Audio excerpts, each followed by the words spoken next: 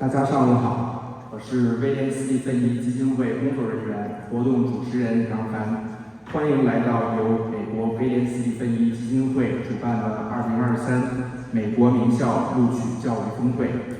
本次活动将为希望申请美国大学的学生和家长提供专业人士的建议，由专业人士分析2023年美国大学录取的最新趋势，以确保为孩子的申请策略提供有力支持，让他们在竞争激烈的录取中脱颖而出。在此特别感谢我们的活动合作伙伴洛杉矶表演艺术学院 LATAC、KSL Studio、博雅基金会、迦南教育、北美地产学堂和 WS 国际集团对此次活动以及青少年教育的大力支持。首先，我想介绍一下本次活动的主办方——威廉斯蒂芬妮基金会。威廉斯蒂芬妮基金会多年来不仅为少数族裔企业提供各种帮助，同时还致力于发起和组织积极正能量的活动和支持有天赋的青少年，例如提高人们保护环境的意识，创立威廉斯蒂芬妮基金会奖学金项目，多次组织 K-12 学生参观大学等活动。现在，有请我们的威廉斯蒂芬妮基金会主席 Daniel Sieu 为我们发表致辞。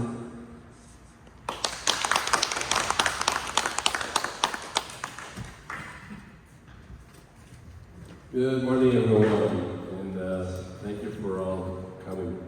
It's really great to see so much interest in the higher education of our children and leaders of the future.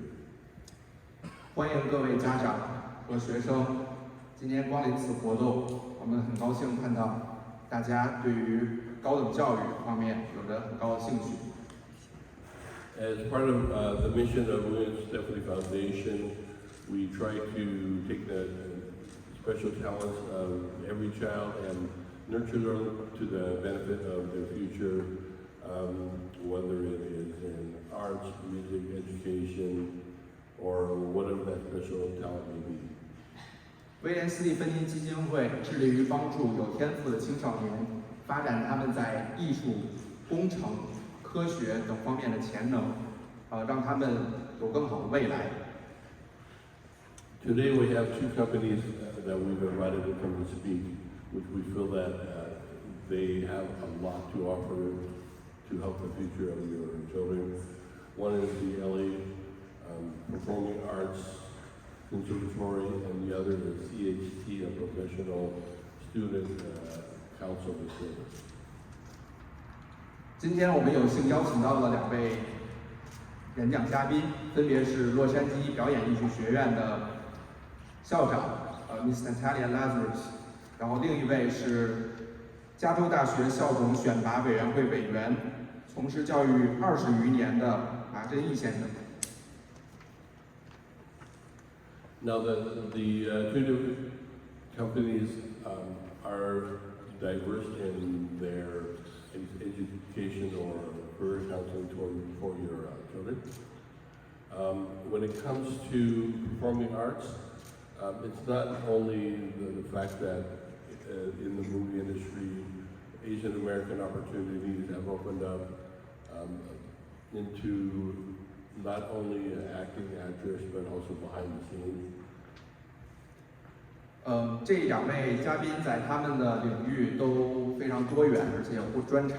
然后，当我们谈到艺术方面的时候，不仅是我们希望更多的亚裔美国人能够展现在我们的大荧幕上，同时我们也希望他们能够更多的在幕后工作。The training that is offered to your child attending the Performing Arts Academy will also help them to build their confidence, speak amongst their peers, speak with adults in a professional manner, and help them in their future, as being able to communicate is one of the most important important attributes to successful people of today. 在洛杉矶表演艺术学院的学习，将可以使您的孩子们有着更高的公共演讲能力，并且为他们的未来打下一个更坚实的基础。As far as career counseling service, nowadays the fact that affirmative action is no longer, that does open the door to more Asian American students enrolled in college. But at the same time, you'll note that for the higher, more prestigious colleges, all of the students who are even applying are at the highest level of the classes.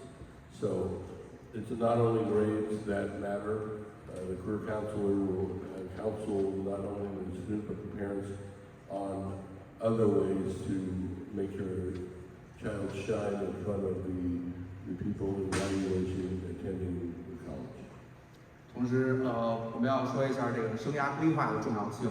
然后，当我们谈到大学录取的时候，它就不只是冷冰冰的成绩，同时还有我们的这种软实力，还有我们整体的生涯规划。所以我们在此进行这个活动希望能够帮助到各位学生家长。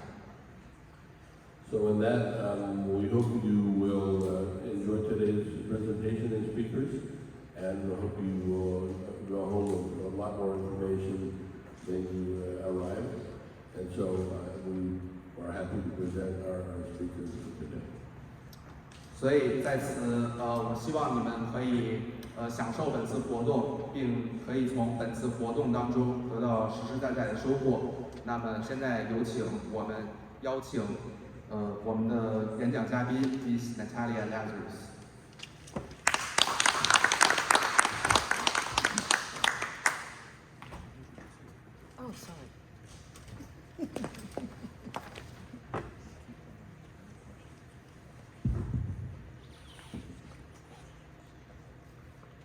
感谢 Daniel Sieu 主席的致辞。现在我想请洛杉矶表演艺术学院 LAPAC 校长 Natalia Lazarus 女士为我们介绍洛杉矶表演艺术学院和艺术专业学生的申请注意事项。Natalia Lazarus 女士是一位演员、作家和导演。自从她14岁起，她就将自己的职业生涯奉献给了电影艺术。她在编剧、表演、导演方面有着丰富的经验，并创立了洛杉矶表演艺术学院和 Natalia Lazarus 电影制作公司。现在有请 Miss Natalia Lazarus。Thank you. Thank you very much.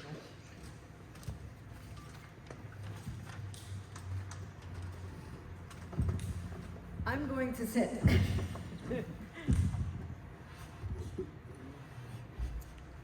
First of all, thank you for having us here as your guests. We appreciate it very much. Thank you to Daniel and Lynn for providing this, and for the hosts of today, thank you. 首先，我想 Miss Lazarus 女士想感谢大家来到这个活动，并且感谢威廉斯蒂芬妮基金会对于本次活动的贡献。As you heard, my name is Natalia Lazarus. I'm originally from Honduras. I am fluent in Spanish, French, Italian, and obviously English.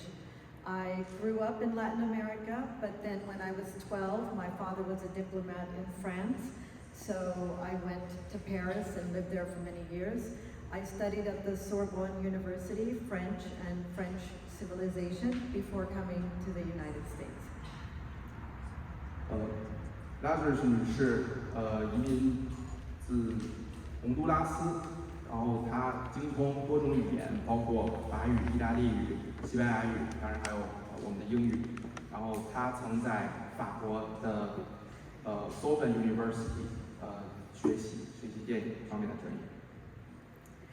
Once I arrived in the United States, I was at the University of Houston and I studied communications and broadcasting, and then went on to New York City where I studied acting at the American Academy of Dramatic Arts and film production at New York University. 当Natalia 女士来到美国的时候，然后她先是在德州的奥斯汀的大学学习传媒，还有广播学，然后之后她又来到了纽约市进修，然后学习电影相关的专业。Once I completed my studies, I came out to Los Angeles to be on a soap opera called Port Charles, and I did a lot of acting work and continue to do so. I recently directed a film called Remains of a Nation, and I was on 2 episodes of Westworld. 当他结束了在纽约的学业之后，他来到洛杉矶，然后并且指导了一部名字叫做Port Charles 的肥皂剧，然后他目前也正在进行相关的更新的剧的创作。Because of my background in 2006, I was given the opportunity to head the Los Angeles Performing Arts Conservatory, which for the past 20-some years, I have been working to make it a degree-granting institution, nationally accredited by the National Association of Schools of Theater. 从2006年开始，Natalia Lazarus 有幸创立并且担任了洛杉矶表演艺术学院的校长。经过10余年的不懈努力，然后现在这所学校有着美国政府颁发的 accreditation， 然后可以授予毕业学生学位。The Los Angeles Performing Arts Conservatory specializes in 3 things: acting, screenwriting, and filmmaking. We offer certificates and degrees, intensives, and summer programs. 洛杉矶表演艺术学院有着3项专长，3项比较专长的领域，分别是导演、表演还有编剧。然后我们也为毕业的学生来提供证书项目，还有英语项目。Our school is open to international and domestic students. Me being a foreign student myself, I knew the importance of an F1 student visa to be able to come to this country to pursue my dreams. And that is one of the missions of the school, of the conservatory, is to allow all artists to be able to come to Hollywood to follow their dreams. 洛杉矶表演艺术学院既接纳本地学生，同时也欢迎我们的国际学生。然后作为Lazarus 女士自己就是一名国际学生，所以她非常了解就是来到美国学习电影，在好莱坞追逐梦想这种重要性。Throughout the years, we have had many famous clients, among them Ken Jeong, who has done The Hangover, the TV show Community, many other films and television shows. Teresa Ruiz, who was recently in Narcos, Alan Washnevsky, who was in Scandal, and the list goes on. Our school allows the opportunity for the artists to get the tools necessary to be able to go into the workforce.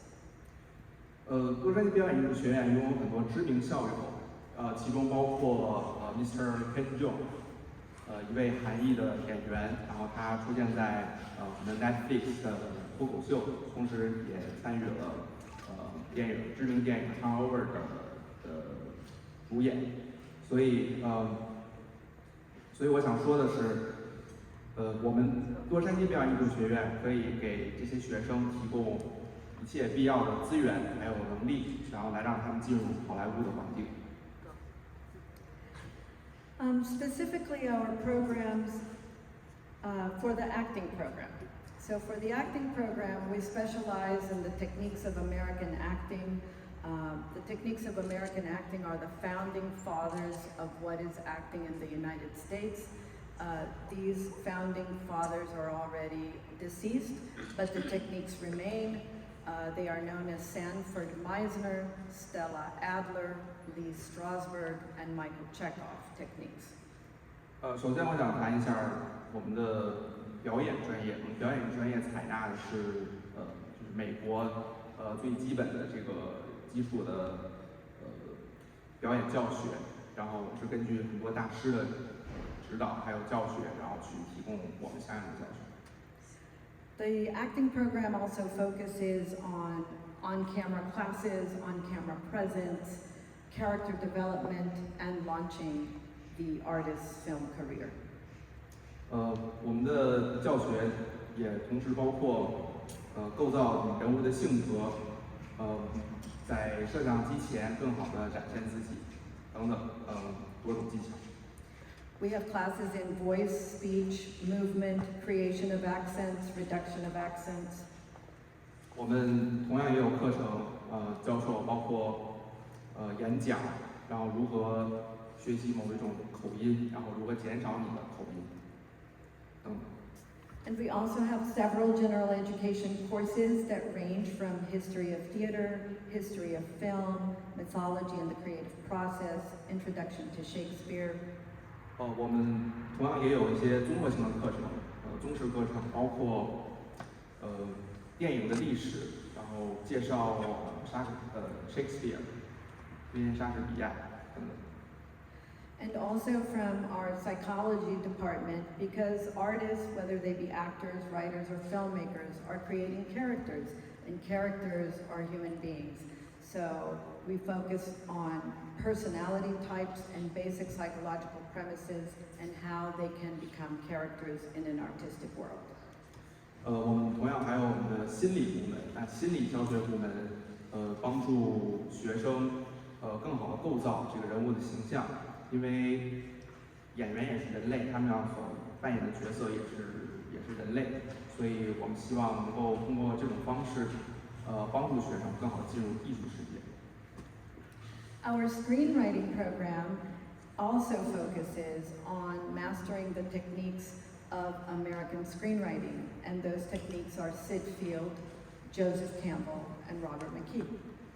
我们的编剧系，那同样也包括教学一些很重要并且很基础的美国编剧基础，那么也是根据很多编剧大师的指导去进行教学。In the screenwriting program, we are focusing so that the screenwriters can have the ability to create different genres of films, horror, drama, comedy, but also learn to write for television. 通过我们编剧系的教学，那学生将可以在不同类型的剧本方面如鱼得水，然后其中包括恐怖、喜剧、剧情、动作，当然我们也会教一些关于电视剧相关的写作。The classes in the screenwriting department focus on structure, the art of dialogue, the art of adaptation, and the creation of scenes. 包括创建场景、创建对话，等等编剧方面的技巧。The goal is that the screenwriter will come out with a body of work that will be their calling card so that they can start to present that and pitch that to networks, to agents, to managers, and get started with their careers. 最重要的是，编剧将可以创建一个剧本基本的架构，从而去把这些他们的作品来分享给包括营销机构、各种媒体机构、制片人等等。Our filmmaking program specializes in training artists to develop the art of visual storytelling. 我们的制片专业将专注于提供关于视觉和艺术的这种训练。This is a boutique-style program that focuses on editing, camera style, sound, and production design. 关注于影片的剪辑、制作，然后还有声音和影像的处理。I believe that what makes LAPAC's filmmaking program unique is that it also focuses on mastering the actor's language, learning how to direct actors, and getting the best performance. 我认为让洛杉矶表演艺术学院非常独特的是，我们可以教会学生如何精通关于电影方面的各种技能，然后包括如何创建角色，然后如何更好和演员沟通。When I went to New York University, it was a great program. it focused mainly on the technical and not on the artistic, on how to direct the actors. But because I had been an actress, I knew what it was to be on both sides. And when we helped to create the program, we were sure to include that the directors should learn how to direct actors, not just direct the camera. OK， 所以当Natalia Lazarus 女士在纽约求学的时候，然后她的学校所教授她的主要是一些硬性的技能，但是缺乏关于人物构造、关于艺术性的这种表达，所以她希望通过她的项目，然后可以帮助到更多的学生，不仅去提高电影方面的技术，同时也增加他们作为一个艺术工作者的素养。The goal of the filmmaking program is for artists to start by shooting a short film, but also what makes LAPAC unique is in their second year, they are focusing on creating a feature-length film. And this is not something that is happening in American film schools. It seems to be happening in Latin America and Europe, but perhaps because of the sizes of some schools, it's not possible. But LAPAC being a boutique-size school allows the ability to not only do short films, but also feature films while they are in school. 所以另外一点，我们很独特的是，在我们的专业的第一年，然后我们将会让我们的学生来指导他们拍摄一部电影的短片。然后那第二年的话，我们将会拍摄一部更加专业，然后更长一点的一个电影，因为我们的各种资源，还有对于学生的指导，然后我相信我们学院是有这个能力。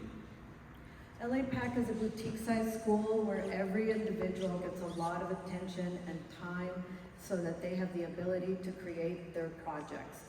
And that is the goal of LAPAC, is so that the actor, the writer, the filmmaker create content so that they can begin their work in Hollywood. 洛杉矶表演艺术学院有资源和能力，让我们的学生成为真正的艺术家，然后其中包括演员、导演，然后编剧，还有其他与电影相关的职业。LAPAC also has gap years. Sometimes a student may not be sure what they want to do, so they can take a gap year and explore what it is to be in the performing arts. This will be very useful to them, even if they are never going to be an actor, a professional actor for a day in their lives. They will learn how to better communicate, how to listen, how to structure ideas, how to present in public, whether it be for business or artistic reasons. 我们学院还有这种间隔年的项目。那根据间隔年项目，如果学生并没有想好如果投身在电影行业当中，但也可以通过这一年的课程来探索自己的兴趣，然后并且寻找更多的资源，然后为以后的职业发展做好准备。At our campus in West Los Angeles, we also have a theater that has fun things like comedy shows, film screenings, premieres, and live theater shows. 在我们的学院里边还有一个剧院，小剧院。这个剧院里边提供电影的首映礼、现场活动、脱口秀等等一系列有趣的活动。I think I've said a lot about the different programs. It's been great to be here and to share with you what they all mean. It's all very personal to me because it's in my field, so I hope you'll be able to come and visit. And if you have artistic children, that you give them the opportunity to express themselves. 现在我想再次感谢大家能够来到本次活动。如果您的孩子对洛杉矶表演艺术学院感兴趣的话，我非常希望大家能够来参观。参观的方式可以来找我们在场任何一位工作人员。如果想更多的了解洛杉矶表演艺术学院，欢迎您之后与我们沟通。谢谢。Thank you. 我们再次把掌声送给 Miss Natalia Lazarus。Thank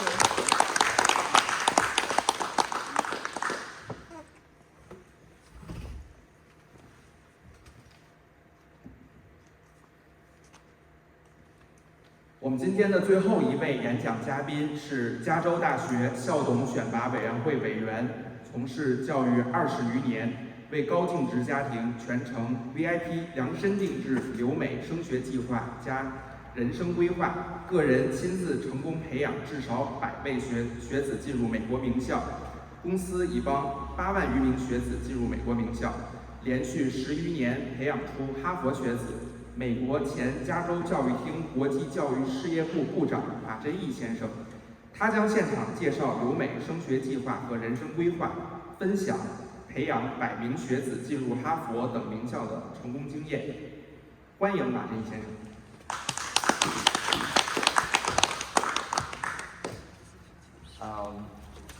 我想在这边想听中文的举手。How many of you want to hear this in English? Very divergent. Okay, I'll try my best, but I was told that I was advised that I should do most of my parts in Chinese, and I'll pick the important part in English as well. 我大部分会讲中文，好不好？然后重点的话我再讲英文。首先呢，我也很高兴受到 William Stephanie Foundation 的邀请还有感谢你们给我这个机会。我很少来南加州，这是今年疫情后第一次来南加州。过去我20多年都是从2000年是加州的一个高中老师，之后自己成立自己的公司，在中国也有自己的美国高中，也成功的帮助很多学生进入美国顶级名校。我想在座的学生也好，家长也好，你们是希望听到怎么进顶级名校的方法，或者是secrets, right? I think most of you here are interested to learn about the secrets or the important aspect of getting into top tier competitive college. Okay, 因为美国其实很多大学，4000多所大学，进一个美国大学其实很容易 ，right？ 但是我个人对 college rank 就是排名，我觉得没有什么科学根据。但是如果你们想进前5名、前10名、前15名 ，Stanford 啦、哈佛啦、耶鲁啦是有方法的。So there are over 4,000 universities and colleges in the United States. Getting into one of them is easy, but I believe that most of you aren't interested in getting to college. Most of you are interested in getting to the top tier, like Harvard, Princeton, Yale, Stanford, whatnot. I personally don't believe in ranking, but for those of you who do, I don't judge, and I'm just here to share with you what you need to do if you want to go into top tier competitive school. Okay, 所以我们现在先做一些 definition， 我们先做一些定义。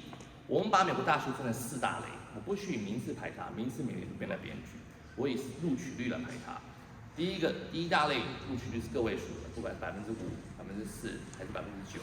第2大类可能录取率10%到20%左右。第3大类可能是20%到40%，第4大类是40%以上。每一大类的大学，它要的学生都不太一样。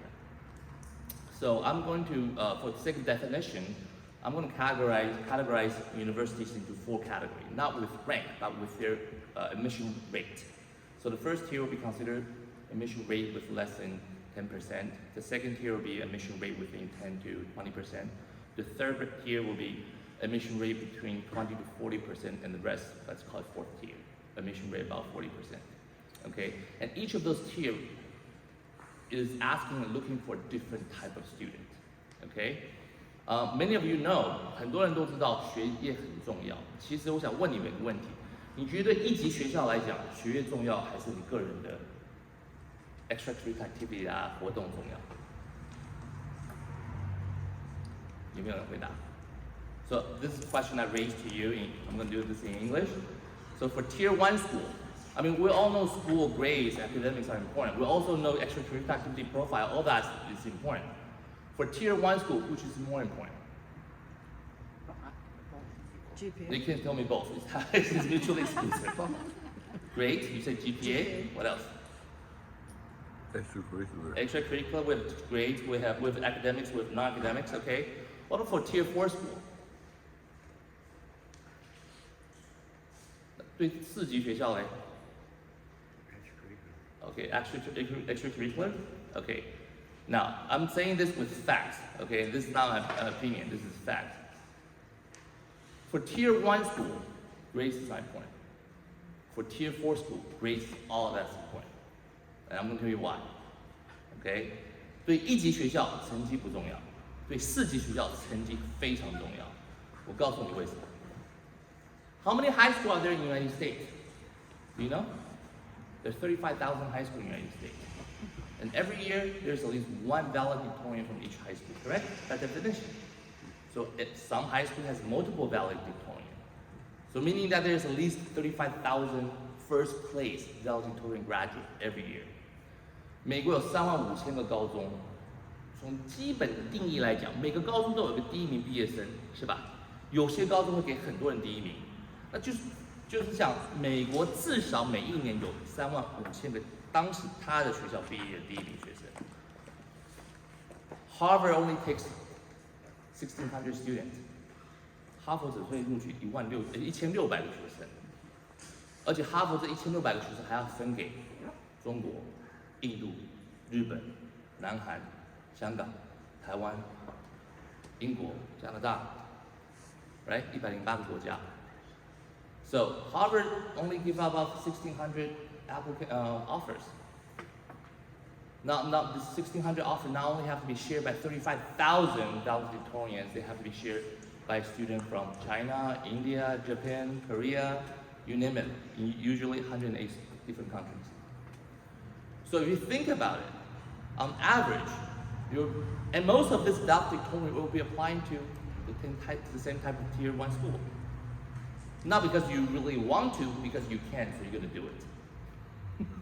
而且你要知道，一级学校的学生，就是这些高中生第1名的，他可能自己不是真的特别了解哈佛、耶鲁、斯坦福，他一定会去申请，因为他觉得我可以，为什么不申请？所以 you have to think in the perspective college admission readers and admission officers from Harvard。那你就要看到，你要换个角度去思维，从 Harvard 的角度看。你收到的 applicant， 你收到的申请函，都是大部分是1级学校的学生 ，right? From the perspective of college admission readers and officers, most of the application you receive will be from this top tier, competitive, academically driven student. If you score a 1,200 SAT with GPA 3.5, you won't apply to Harvard. You will rule yourself out of the applicant pool to begin with, so you won't even be in the applicant pool. 如果今天你的 GPA 3.5而已 ，SAT 1,200，你根本就不会去申请哈佛、耶鲁、斯坦福。也就是说，你把自己从这个申请竞争池给拿掉了。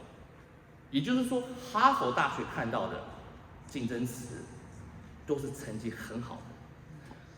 So that means most of the applicants that top tier school sees are very competitive academically, at least academically, correct? And yet, they only can accept less than 10%. That's our definition, which means they have to reject over 90%. 在这样的情况之下，哈佛、耶鲁、斯坦福还是只能录取10%以下的学生，这是我们的定义嘛？也就是说，他拒绝90%以上的学生。那你告诉我，我怎么选 ？Tell me, if you were Harvard admission reader, how would you pick? 1,500 over 1,480. What about 1,550? Well, 1,550. What about 1,600? There are more people with 1,600 than you slot that you can offer. And statistically, SAT has a 120-point standard deviation. For those of you who understand statistics, you know it's unscientific to say that I am worse than you in SAT if our score difference is within 1 standard deviation, correct? 所以你怎么选 SAT？ 我选1,450的，因为1,500比1,450好。那还有1,550的，还有1,600的。拿1,600成绩的学生都多过哈佛可以收的学生。而且你知道 SAT 他们的标准误差是120分，也就是说从统计学的概念，从科学的概念，如果2个学生他 SAT 成绩不差，超过120分，你不行说他一个比一个好。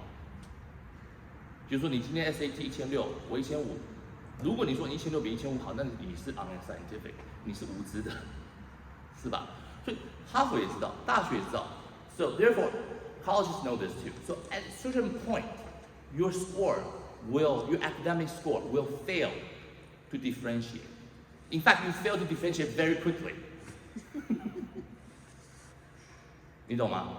所以到一定的程度，你的学术成绩很快就失去它分别的工具，成为分别的工具了，分不出来。GPA 4.0、4.39。GPA 4.4、4.5、4.8、4.6，每个大学、每个高中给的方法又不一样，他不可能去计较那么低、那么一点点的误差，因为这是不科学的。So that leads you to my observation number one, which you have to pay $5,000 an hour if you want to consult with me personally. I'm going to give it to you for free. Observation number one, score is the reason you get rejected. Scores are never the reason you're accepted.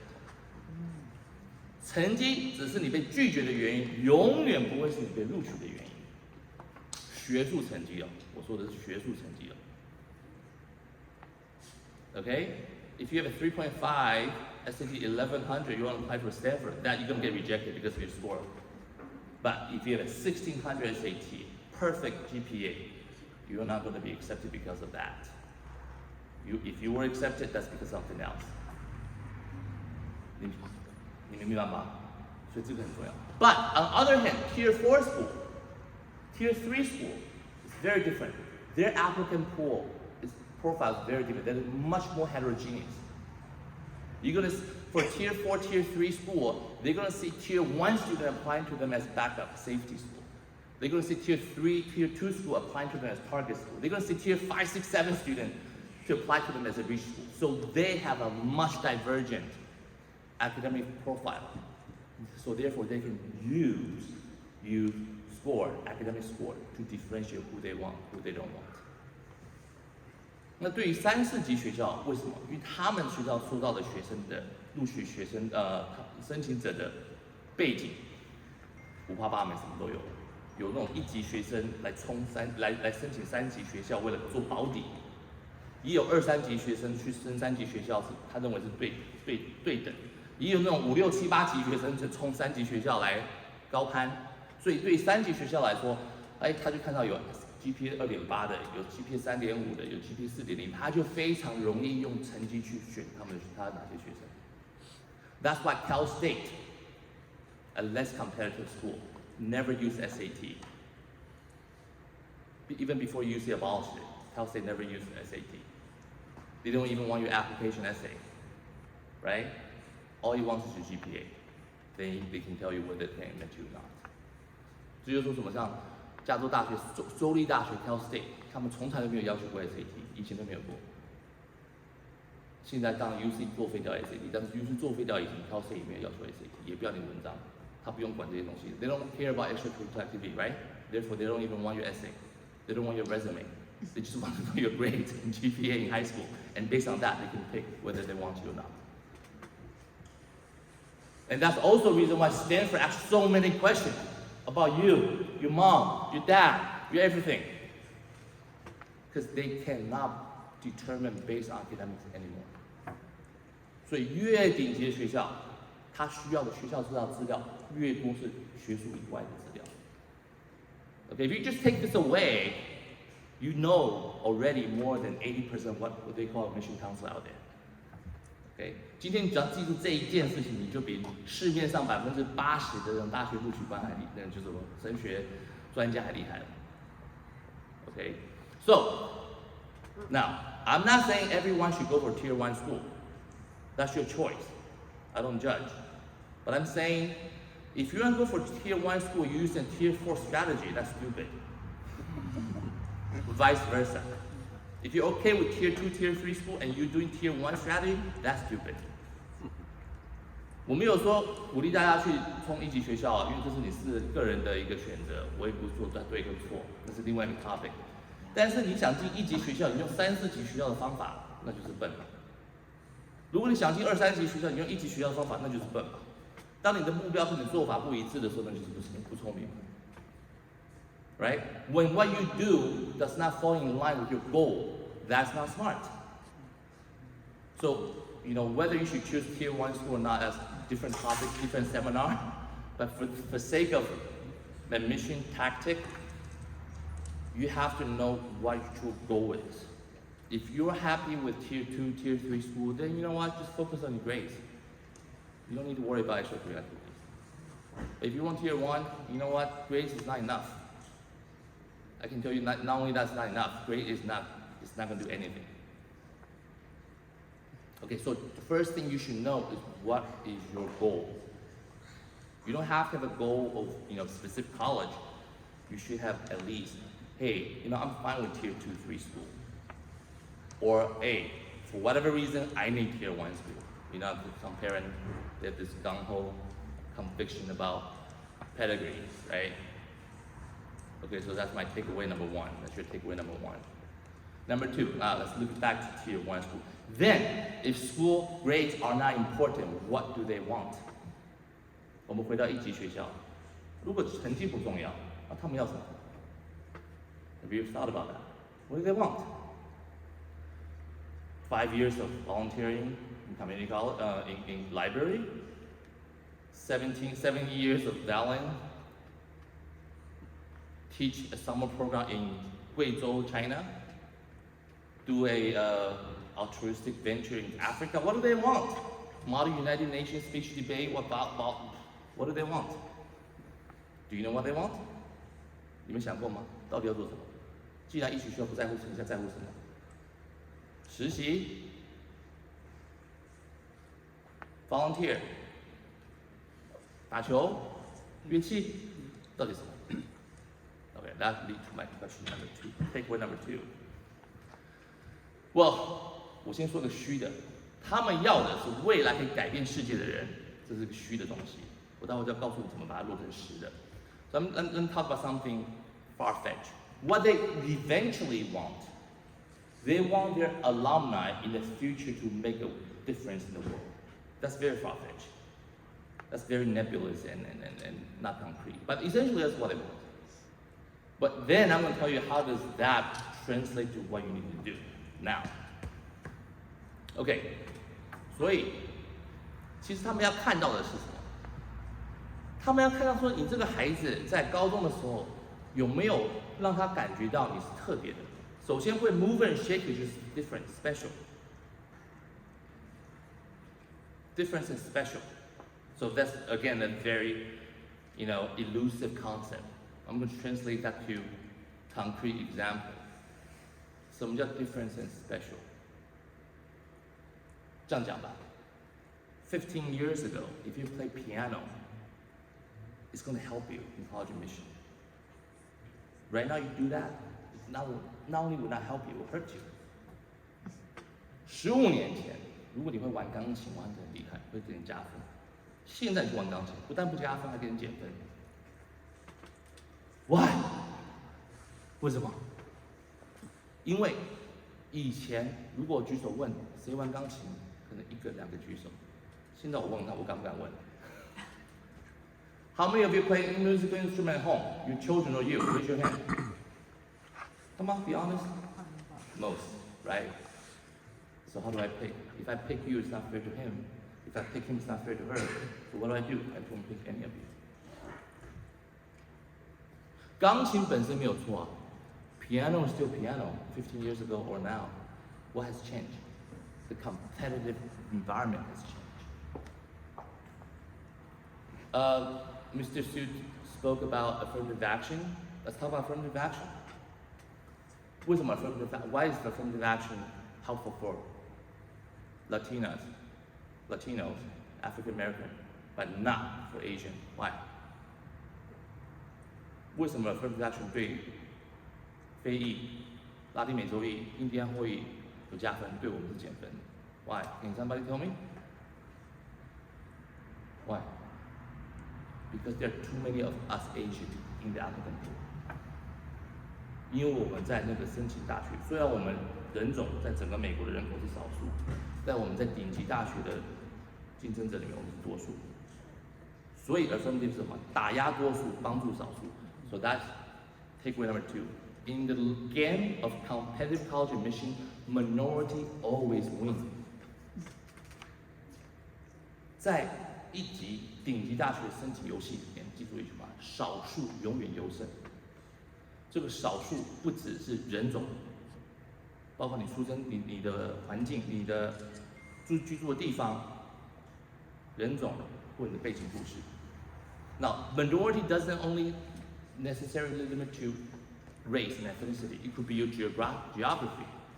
2 students, one from Irvine, one from a small fishing village in Alaska. Who do you think will get in to Stanford? Alaska, right? Because it's small in number. It's minority. So minority not only means race, ethnicity, it also means your geography, your background, your story. Unfortunately, Asian, what? We're all alike. 不幸的是，亚裔学生都太像了。你不是巨富，你也不是巨贫，你就是小康家庭，对不对？你的故事也不是少数，大多数的父母2代移民、3代移民，父母不是做工程师就是做小生意，对不对？你的故事跟大家都一样嘛。So unfortunately for Asian, we don't even have them. We're not minority in race. We're not minority in geography. Most of you guys are in Irvine. Nor are you minority in your story, your socioeconomic background. You're not super wealthy like Elon Musk. You're not super poor too. You're in the majority. If you're super poor, you win. If you're super wealthy, you win. But you're neither. 你明白吗？ So there was a story published by Wall Street Journal sharing 10 very interesting essays of 10 applicants who were admitted to Harvard. I remember one of it which opened the essay saying, I was born in prison. Because my dad is I don't know who my dad was, my mom was a drug addict and was selling drugs. So but when I was born in prison.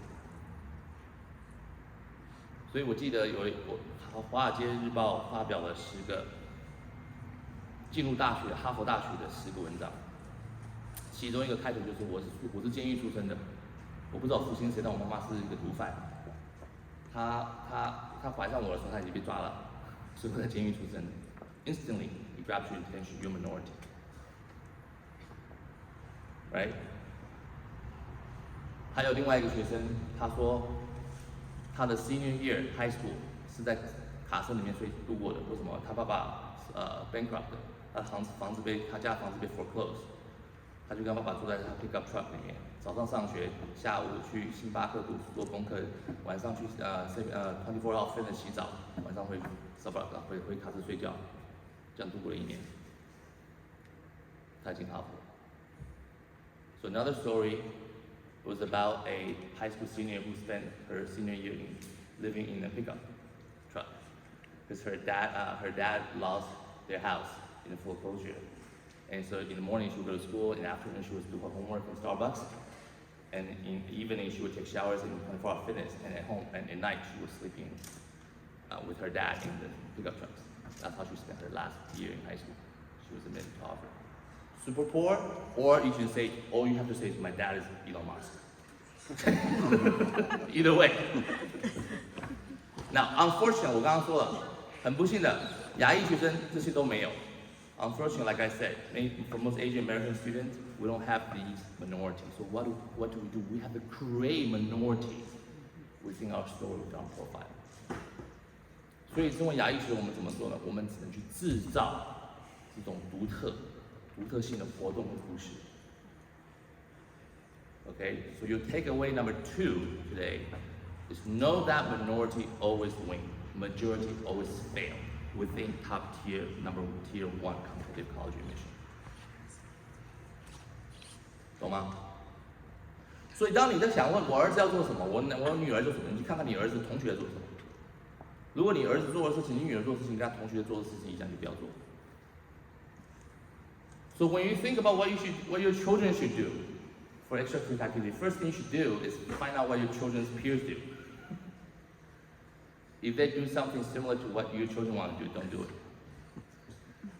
Avoid competition. Differential marketing, right? It's all the same thing. 差异化竞争嘛，不要同流，不要跟大众一样嘛。商业上做产品也是这样子啊，你推销自己觉得差异化竞争啊。Now with that in mind, then look back, review your extracurricular profile, and tell me whether you're on the right track for tier 1 or not. 所以你如果有这样子的知识，你再回去看看你孩子的这些课外活动，你告诉我他这样做是不是会到Tier 1去，会不会进到艺术学校？如果他做的事情都被大家做，就这件事情本身没有对错，就不值钱。做的太多，反而会害到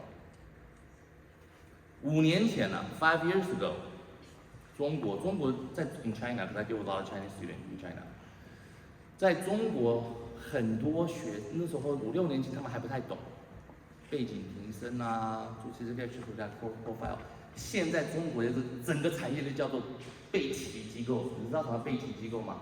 叫背景提升机构，他不帮你做申请，他帮你提升背景，就找很多教授做论文，找很多一群 engineer 做微信小程序，然后大量的学生送去贵州大山里面支教，就他不知道的事情，他一旦把它这个产业化了，很多人做，大家去死。So prior to 5 years ago, Chinese from China, they haven't figured out the importance of extracurricular activity yet. And since then they've figured it out, and there's a whole industry right now in China helping students, elevating the profile of the extracurricular activities. They can match you with professors in university doing research. They can hire you, engineer to help you build, little apps to be sold on Google Store or Apple Store or WeChat apps. They send people to like mountainous village to teach English. And they do that in thousands, right? Because it's a whole industry. What they fail to see is now US colleges, seeing too many of these type of people, start rejecting everybody who have similar connection. 10 years ago, United States accepted Harvard, Stanford, whatnot, accept the same amount of students from from China as it is now. Probably less now than 10 years ago, okay? But the average SAT and GPA profile from students in China over the past 10 years has rose significantly. But these top tier schools still accept this similar, if not less students. 10年前从中国来的学生，他们的 SAT 比现在的 SAT 差很多，他们的托福比现在托福平均托福差很多。但是哈佛、斯坦福、耶鲁这些学校，10年前收到中国的学生的数量比现在收的还少。所以这就是不是你自己多厉害，是你跟你的竞争者多厉害。If you are the only one scoring 1600 and everybody else scores 1000, you're gonna get in, right? But now, if everybody score about close to 1600, you won't get in. That's it. There's still just one spot for Stanford.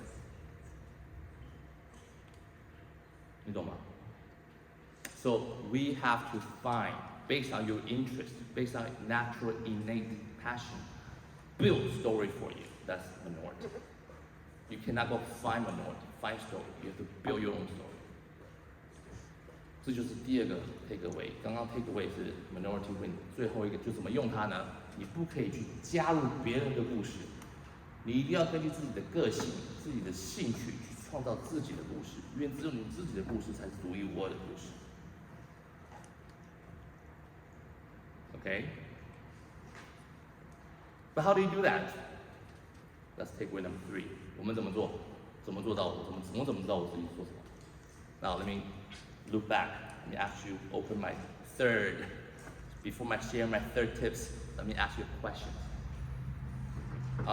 If we think about the worldly successful people, like past 150 years, 100 years in our history, like Einstein, he's the epitome of science, right? You think of science, you see a picture of Einstein, it's a representation of science, right? You see a picture of Bill Gates, that's a representation of wealth, right? You see Elon Musk, ooh, that's innovation. Steve Jobs, innovation, right? Warren Buffett, ooh, the guru of investment, correct? Each of them is epitome of success in their industry. 我们随便讲几个世界级成功人物，大咖、大神级，比如爱因斯坦，就直接联想到他是科学的代表。他成功到一定程度，他就代表那个领域的成功，是吧？爱因斯坦、霍金，你看到马斯克哦，创新；你看到乔布斯创新；你看到比尔盖茨首富；你看李嘉诚华人首富，有钱。看到李嘉诚代表就是有钱的事情，是吧？看到沃伦巴菲特哦，投资界的大咖大神。For all these people I just mentioned, they all have very different cultural, education, and even economic backgrounds. 我刚刚说这些大神大咖，他们都有不同的背景。有些人是 PhD，like Einstein and Hawking， 霍金跟爱因斯坦是 PhD。有些人是 high school dropout，elementary school dropout， 像李嘉诚读了3年级就没读。乔布斯 barely graduated, went to community college in Northern California, went to Regents and dropped out. Bill Gates went to Harvard and dropped out. 每一个学历背景都不一样，有的 PhD， 有的没读过书，有的是三流学校，爱因斯坦读的是3流学校。金钱背景也不一样，李嘉诚穷得半死，家里14岁上诉后他都没东西吃了。比尔盖茨家里有钱 ，right？ 乔布斯家里小康，霍金家里小康，有的有钱，有的很有钱，有的没钱。Wealth-wise, they're all different too. Bill Gates came from a wealthy family. Steve Jobs didn't. He was actually adopted. He was an adopted kid, right? Li Ka-shing came from a very impoverished family. Jack Ma came from a very mediocre family.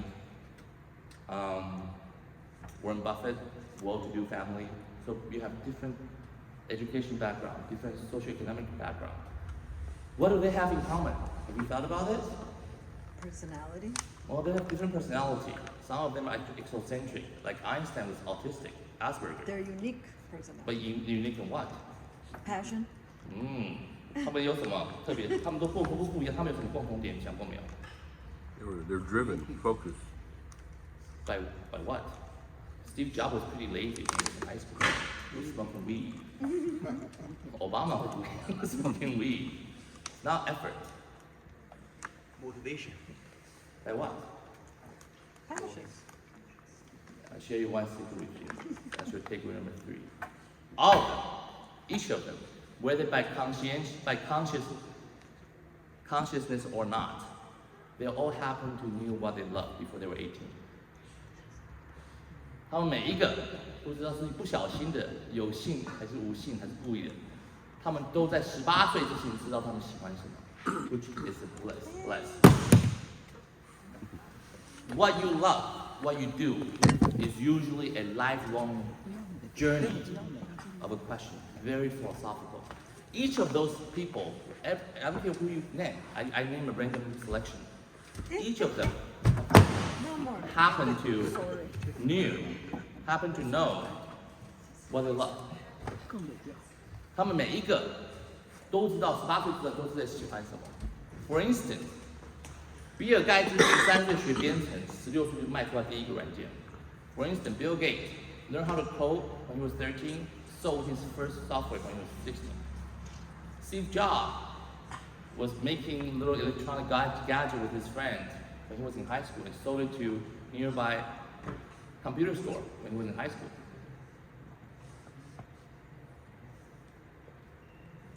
Warren Buffett bought his first stock when he was 10.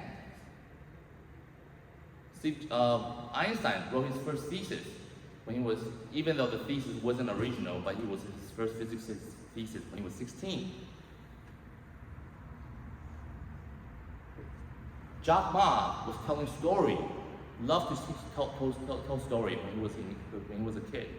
Jack Ma is not a business person. He doesn't know how to code. He doesn't know anything about Alibaba, but he knows how to tell story. That's why it's important. Li Ka-shing, he was so poor when he was 14, he made a vow to make money. That's why he first worked in a clock, as a clocksmith. Then he worked in restaurants as a server. Then he started selling plastic flour. That's why his business 长江实验 invests over 360 different industries. He doesn't care what they do, he just want to make money. And now he's 90 years old, he still does that. 我刚才把中文再说一次啊。乔布斯从小在高中的时候就喜欢捣鼓一些电子东西，然后卖给附近的电脑商家，他就是一个 salesperson，right？ 比尔盖茨13岁学编程师，6岁卖出第一个软件，他就是工程师。爱因斯坦16岁写出人生第一篇物理论文，当然不是一个 original 论文，但是这是一个论文。马云从小喜欢讲故事，到处戏骨旁边找老外聊天讲故事。所以他创业，阿里巴巴是他第4个创业啊，前3个失败了。他不是一个商人啊，他也不是一个工程师啊，他就是很会讲故事，然后刚好碰到了一个18个马云18罗汉，你们知道吗？做事都是他18个人啊，可是他会讲故事啊。你看讲故事可以把那个蔡崇信给忽悠进来，可以把孙正义2000万美金给忽悠进来。是吧？李嘉诚从小穷啊，穷怕啊，什么都好赚钱，只要赚钱就行。所以他先去钟表公司，又去当服务员，后来去卖塑胶花，搞房地产。所以现在长江实验挂行300多行 ，Facebook 他也投资了 ，Crypto 他也投资，石油他也投资，不管他只要赚钱他就做。So, what you love is a very deep question. It's worth for you to think about. Now, even as parents. Might you be in your 40s, 50s, 60s? I doubt many of you already know what you love. Even you might be 50 years old. In fact, the older you are, the harder it is to ponder that question, because then you start getting the burden of responsibility, right?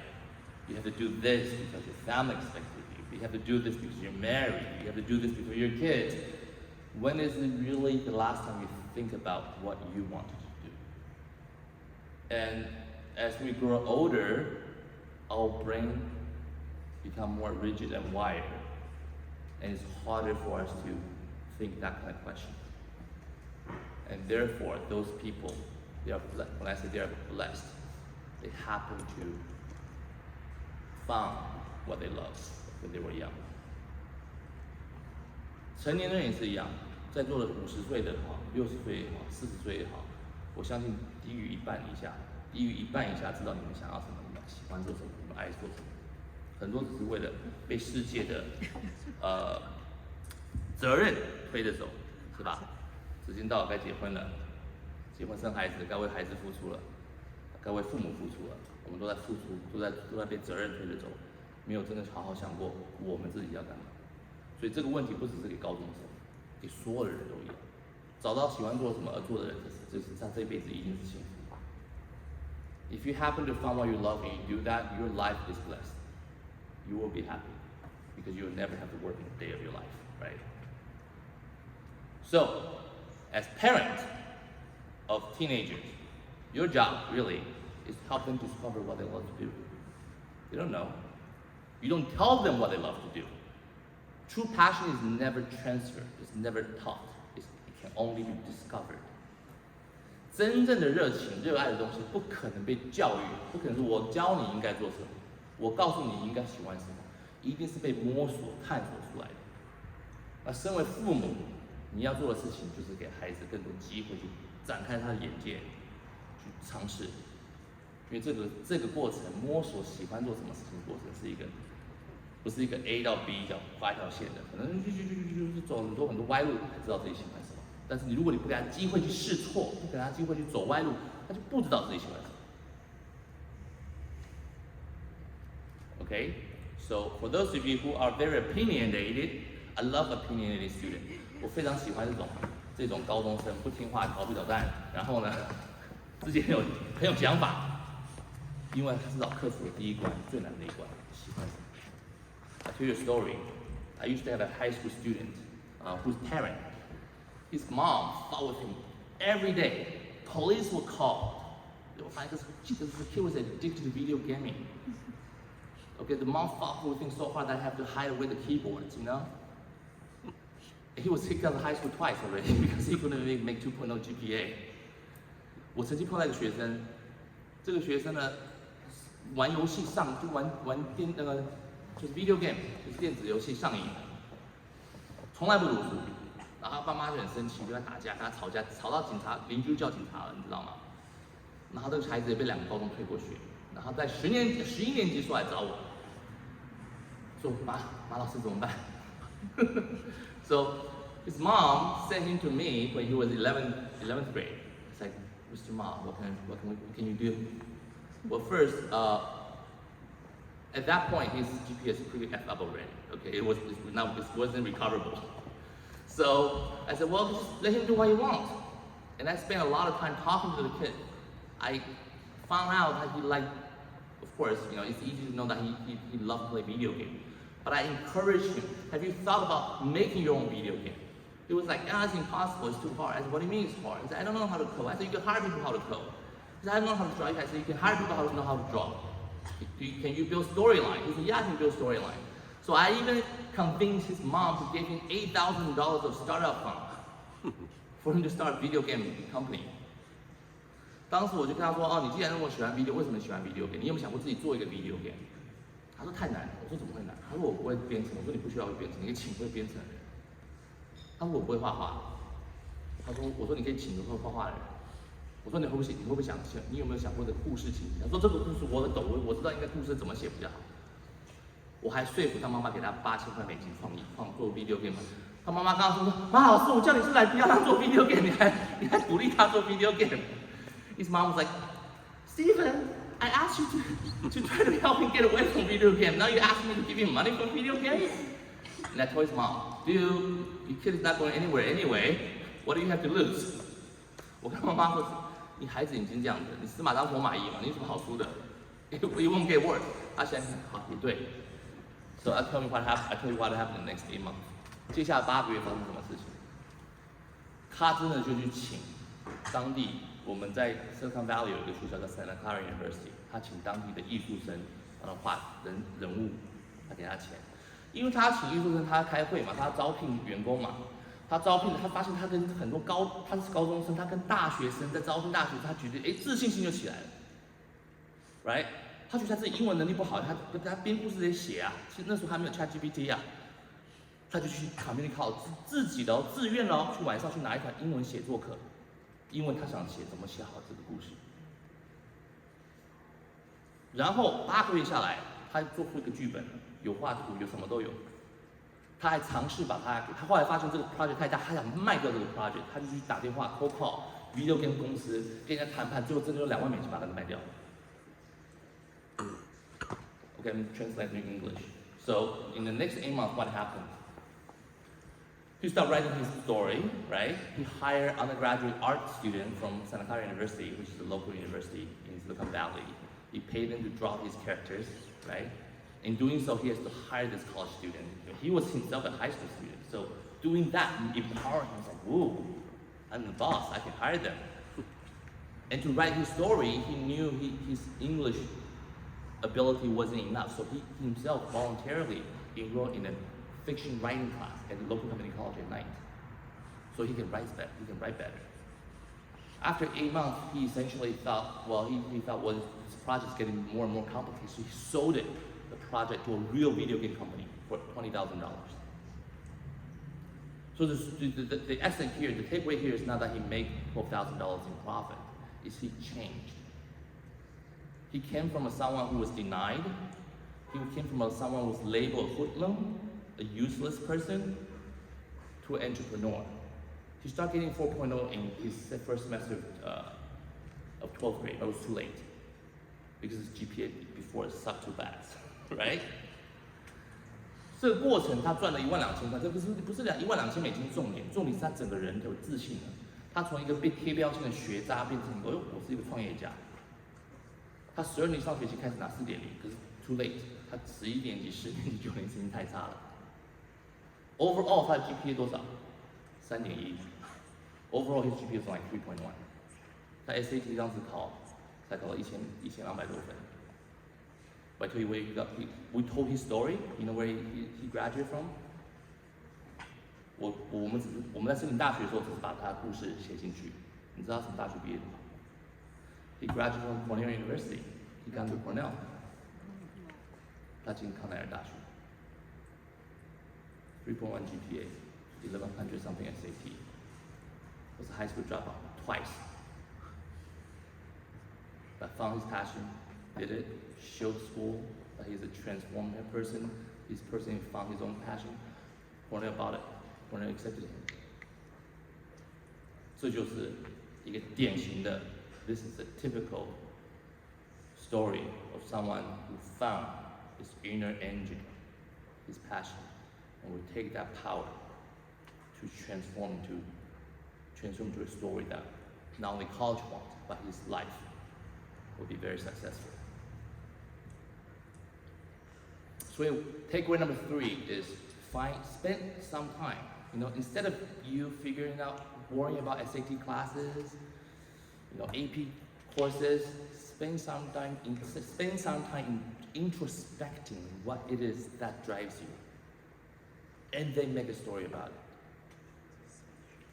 所以，与其去担心 SAT 啊、AP 考试啊，花一点时间，越早越好，去思考自己想干嘛，喜欢什么。I'll tell you 2 more stories now. End this with question and answer. Okay? Let me check my time. I want to run over time. All right. I have 27 more minutes. I share 2 more questions. 我再跟你们分享2个故事，然后之后我就让你们问问题。我讲的都是真实故事。另外一个学生，他11年级，就是10年级下学期来找我，暑假前。他说他想干嘛？我说你喜欢什么？他说他喜欢解剖青蛙。我觉得那时候还觉得很黑暗，你知道吗？怎么一个小孩子喜欢玩尸体？其实我就想，你解剖青蛙，解剖这个有没有他喜欢 biology， 他想读生物？我说好吧，你去殡仪馆上班，我就帮他安排叫殡仪馆 work 去洗尸体，洗真的人尸体，然后他洗得很开心啊，他洗得做得很好。就第2个暑假，同一个殡仪馆就花钱请他了。还让他当 embalmer 的一个 assistant， 就是解剖师的助理。So I met this kid. I forgot his name, but I always remember his story. He came to me in 2nd semester of 10th grade. He's like, I asked him, what do you like to do? He said, I don't know, I like to play with dead animals. I said, what? It's pretty dark, right? He like, dissecting frog and stuff like that. He liked biology. I said, okay. So I introduced him to work at a morgue, cleaning corpse. And he did that as a volunteer for a summer after 10th grade. He did such a good job, he was hired back in the 2nd summer, this time as assistant to embalmer. So as the embalmer was taking out organs and stuff, he was pumping fluid, all that stuff. 所以他帮解剖师做实习，解剖师不是他拿着肝脏出来从内脏的秤啊，打药水他就来做。然后他的 story 就是他想当医生，他觉得他知道生命的可贵。他看人体那么多结构这么的精细，他想学人体结构，未来当医生。他后来就进入 3.2 GPA, SAT 1100多分 UC Berkeley. This other story, this kid, so he wanted to study biology. So in his college application profile, in his story, he talked about how he appreciated the intricate, details of human body, mechanism of human body. He has a newfound respect of life and want to be a doctor in the future. He was accepted to UC Berkeley with a mediocre SAT and GPA. 2nd true story. 3rd true story. It wasn't my story, it wasn't my student, but I read about it in China. 这个不是我亲自带学生，但是在中国挺有名的。有一个山东的学生，他托福考60分。我不知道你们知道托福是满分120分，他考60分。一般大学要求托福100分以上，他考60分 ，SAT 考都没考过。MIT 派人飞到山东去请他申请，凭什么 ？So this kid is from Shandong province. He scored at 60 points in TOEFL. For those of you who are unfamiliar with TOEFL, TOEFL is a perfect score of 120. Most major universities require you to have a TOEFL score of 100. He only had 60. He didn't even take SAT. But MIT, Massachusetts Institute of Technology, sent people to his house to beg him to apply. Why? What do you think he did? 你们知道做什么事情吗？我跟你讲真实故事。这小孩从小喜欢做实验，然后呢，把自己的房间给烧掉，就是在高中的初中的时候，就他妈妈就很讨厌，你不要别捣鼓我，他就喜欢做实验。有一次呢，他把自己左手给炸断掉，就炸断了，结果就要截肢嘛。就截肢了以后，他觉得这个肢不好用，这个义肢不好用，他自己就设计了一只手拖上去，他觉得他好用，开始卖这只手。你说 MIT 要不要他了？所以 MIT 派人去找他，你一定要来我学校，你一定要来我学校。为什么？对于 MIT 来讲，哇，这样子一个小孩，英文不会，但是这么强烈的 conviction， 他未来肯定要造福人群的，人类的。So this kid in English, for those of you who don't understand Chinese, this kid loved to do experiments, right? And like his parents very frustrated with him doing an experiment. One time he set his own bedroom on fire. And then unfortunately, one time when he was in high school, his experiment went bad. He blew up he lost his left arm. So it was amputated. So he has his fake arms installed, prosthetics, right? But he didn't like it, it was uncomfortable. So he made his own prosthetic. And he feels so comfortable with it, he started selling that. MIT found out. MIT sent people to his house, begging him to apply. Because MIT knew at that age what he has done, he's going to grow up to do some crazy thing for humanity in the future. Yet that is another example telling you someone who can barely speak English, didn't take SAT, wasn't even qualified using MIT's own academic requirements, but they still want him. 懂吗？所以花时间找自己，我为什么帮人家做 VIP？ 很大的一部分时间就是在探索，帮学生找出来他的兴趣是什么，这是最花时间的。So what I do as my VIP consulting service, I spend majority of my time in the beginning helping students discover their interests. That's the hardest part. You know, there isn't a book say, okay, you beat this. No, it has to be original. It has to be genuine. Only when you do genuine, you find your genuine passion, you can do your own original story. So that's takeaway number 3. Find out what you like to do as soon as possible, sooner than later. It's not only going to help you in college admission, it will help you in life. You might not have to hone down in a specific major, but a general direction will do. Right? Some kids like to make money. That's fine. Let's make money. Some people like to tell story. That's great. Let's tell story. Tell story. I didn't mean, it doesn't mean that he has to, or he or she has to go into screenwriting. He can go into marketing. He can go into communication. But we need to know it's best to know that what his true interest is. This is takeaway number 3. 好不好？所以呢，回来这个不只是高中生应该做的事，大学生也应该做的事情。否则，就算你进了哈佛、进了耶鲁，你毕业后也是找不到工作，你也不知道自己干嘛。So this is something worthwhile for you to think about. It's not just for college admission's sake, right? I mean, even if you get in Harvard, so what? You graduate, you won't be happy because you don't know what you do. For all those tutoring companies who hire math, tutor from Harvard, Yale, Princeton. What do you think they want to work as a tutor with a degree from Harvard? Because they don't know what they want to do. Because they don't know what they want to do. 50% of people went to law school because they don't know what they want to do. Right? They're unhappy. They set their life up to be an unhappy start to begin with. And as a parent, to be honest with you, in the end of the day, we want people to be happy, right? To live up to the potential of their life.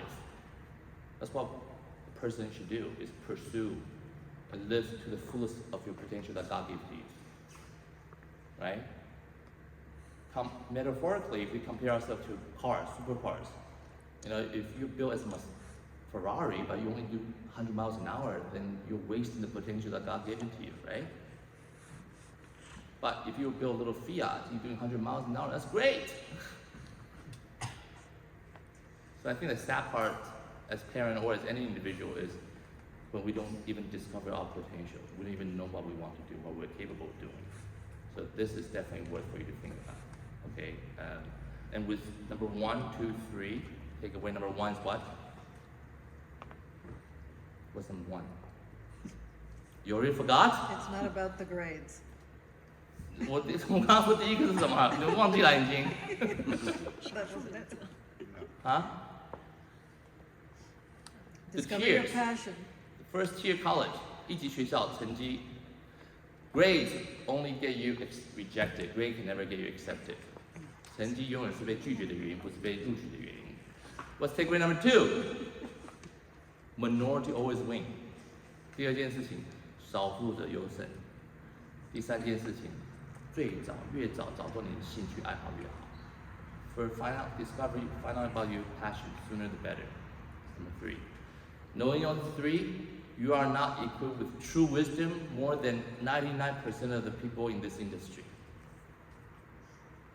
你现在知道这3件事情，其实你比那些外面的什么大学申请顾问已经知道99%还多了。Every year college change, every year applicant change. 今年是很多人做打高尔夫，我知道前几年有因为打高尔夫进 Harvard 进 Stanford 的，哇，这些好多人在打高尔夫。Specific activity change every year.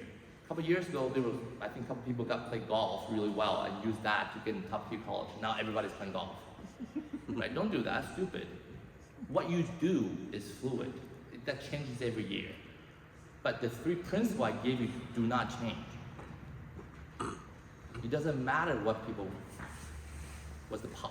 popular out there. In fact, what's more popular something is, the more you don't want to do that. Right? Popular by definition means a lot of people do that. So if you hear anything popular, like try to shy away. Okay, so I have 20 minutes left. I'm going to open up for question and answer. 还有20分钟，大家可以随便提出问题。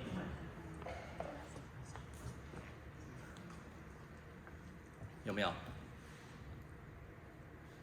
有没有？我问一下，有 Yeah. 没有你花了很多时间，你还没 figure out 这个孩子的兴趣？有情况？没有，因为你花很多时间。像我们帮孩子找兴趣，可能最长的1年多吧，就要找出来。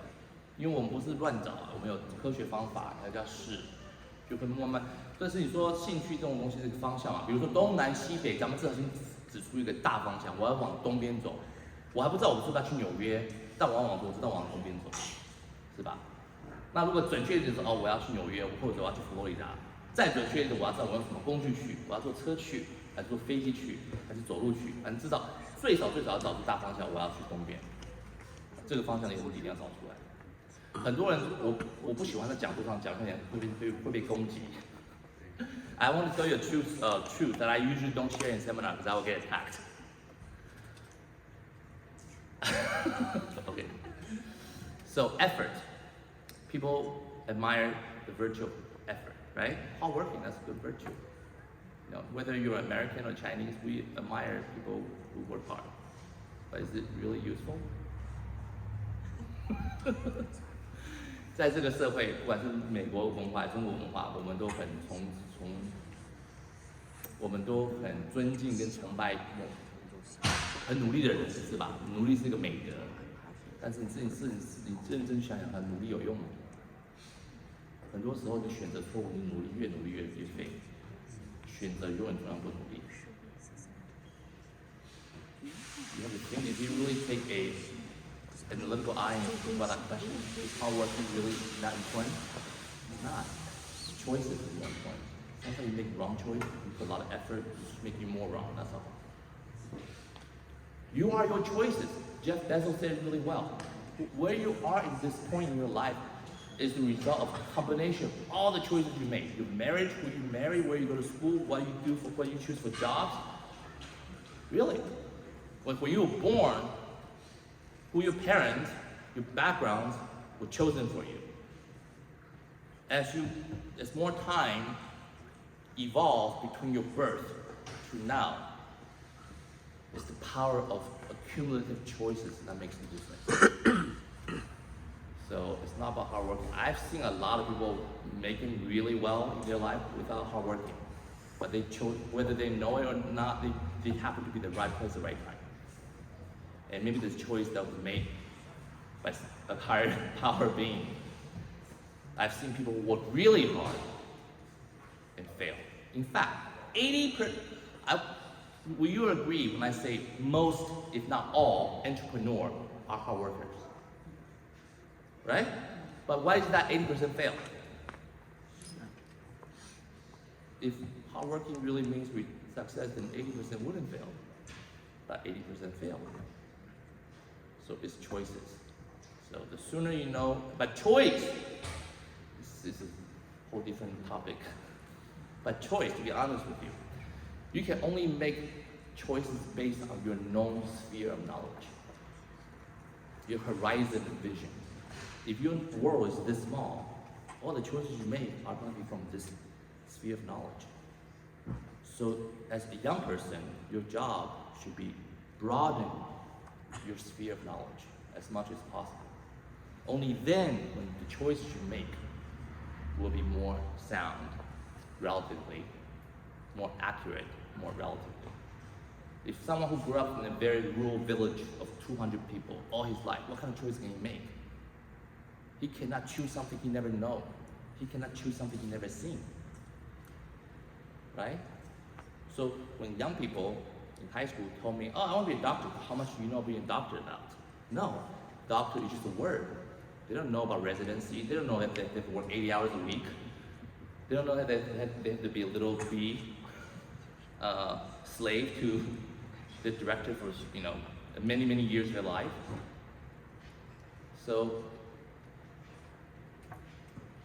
the right thing to do for a young person especially, you can do to them is broaden their horizon and augment their world. And yours as well. So you can make sound choices. And when the choices are made, are rational, with a lot of data, your chance of success is exponentially higher than someone else who doesn't have that choice, even though he works harder than you. Okay? Yeah. What did we talk about? I forgot. Schools and military, they have like aptitude tests. Yeah. How relevant is that, or is there a better way for young people to find their true passion? Well, aptitude test does not test interest. Aptitude test tests like knowledge of math and reading, all that stuff. But there is personality tests, right? There is like the Myers-Briggs personality test that can sort of generate a direction for you. MBTI is for free if you want. If you're an adult, you can take it. Yeah. So there are objective tests built by psychologists that help a career counselor like me to better assess a student's direction. But it's more complicated than that. Personality is one thing, right? Your family culture, how your parents influence the kid is very important. Yeah. With Asian parents, our problem is we tend to extend our own personification to our children. We want our children to succeed for us. That's the problem with Asian children, or Asian family. So, educating kids, my job is first educating parents. If parents don't agree with the philosophy that I just told you, then it's not going to work. Yeah. Good question. 还有没有问题 Any question? Yes. 谢谢你答辩是非常好，信息非常有。那想问一下，按理论上来讲，我们怎么去判断哪些选手属于 Tier 1、Tier 2？ Oh, Tier 1 and Tier. Question was asked, how do we discern what are Tier 1 school, what are Tier 2 school? 刚刚你可能没听到 ，Tier 1 school 就是它的录取率低于10%，那 Tier 2 school 就是录取率在10%跟20%中间。每一年都会不一样，我不相信 rank， 因为 rank 变得太大了。但是录取率就永远都是嘛，你可以上网络查，录取率10%以下的学校哪些，那就是 Tier 1 school， 好吧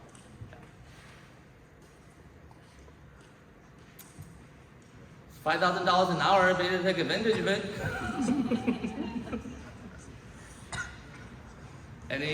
No more questions? 好吧 okay, if there's no more question, if you have further question, I live in Bay Area, North California, but my good friend Ling is in Southern California. If you need any more follow-up questions, you can go to Ling. I'm going to give the podium back to you. Okay. You did a great job interpreting though. 谢谢。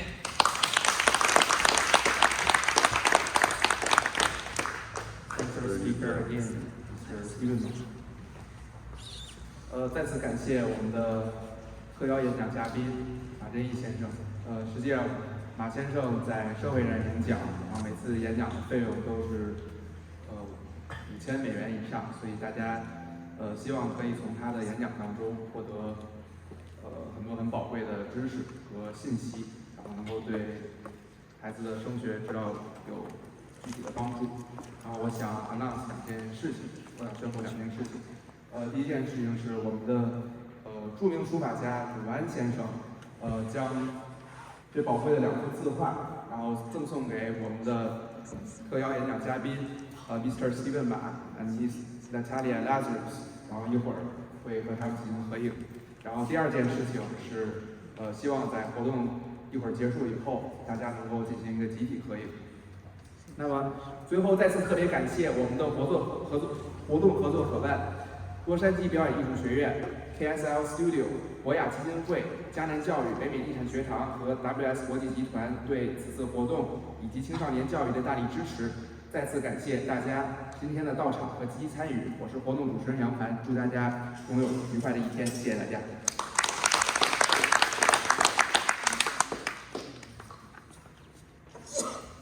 Welcome everybody coming here.